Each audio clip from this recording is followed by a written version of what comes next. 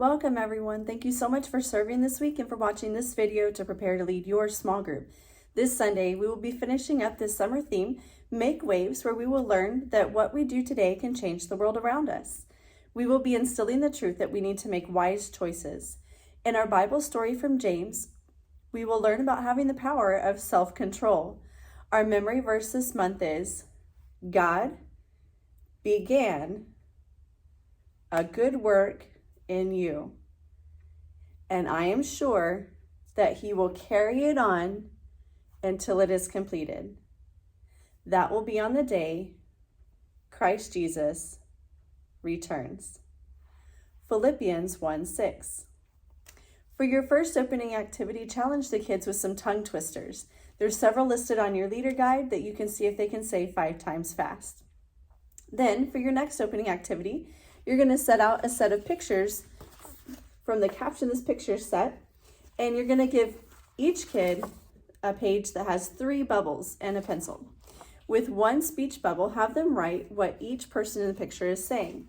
So for example, the first picture, you can see that this person here is the one saying something. So they will write in their own bubble on their sheet what they think this person is saying. Then they'll complete that for the next 2 pages. So then they'll have all 3 of their bubbles filled up. There's 2 more pictures. Then guide them in a conversation about how the way we act and what we say to others makes a big impact on what people hear and how they feel when talking to us. Misunderstandings are not fun. So we will be discovering how we can say what we mean and mean what we say. After large group, put the sweet and sour candy that you have in the middle of your circle, and you have a stack of scenario cards that you'll keep handy next to you. Draw a scenario and read it out loud. For example, you're losing a sports game that you feel you should be winning. You're more frustrated than you've ever been in your life. The next kid up on the team is not a strong player. What do you say to them? And you're going to have then the kid on your left come up with a response to that question. Any response that they want, as long as it's appropriate. And then have the other students think about what their response would be in their head. But just the one person responds.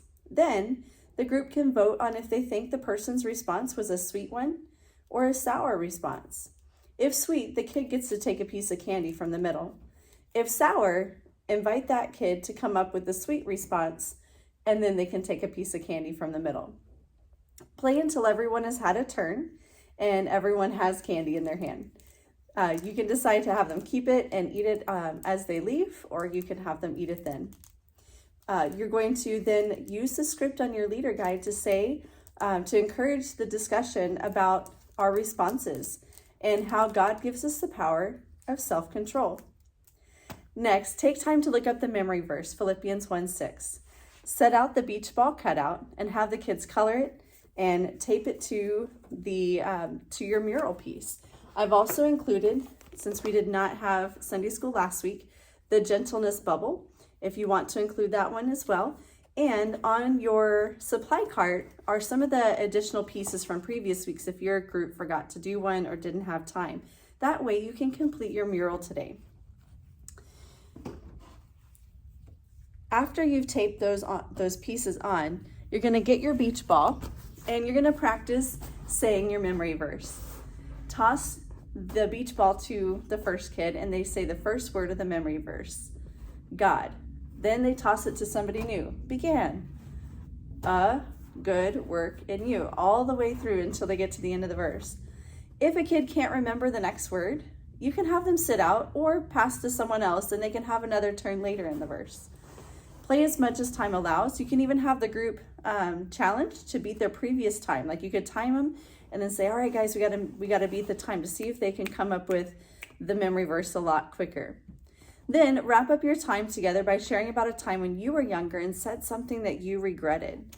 And then tell them how it affected your relationships. Then share about a similar situation more recently in your life where you showed self-control and that you didn't have when you were younger. Remind the kids that we are all works in progress and dependent on God to give us strength. When we find ourselves in that kind of situation, we can pause and trust that God gives us the power to have self-control. Finally, bring in the mural in the middle of your group and review all of the attributes of the fruits of the Spirit that you talked about over the last 2 months. Ask the kids which word means a lot to them. And this could be something that God has shown them that they need to work on. Like maybe it is self-control, or maybe something that they've experienced this summer. Maybe they had a personal experience with somebody being gentle with them or showing kindness. Then close out your time together in prayer. And as parents come in, have the kids show off their mural and tell their parents one aspect of God's fruit that they'd like to ask God to help them grow in the future. Well, that wraps up our Sunday together.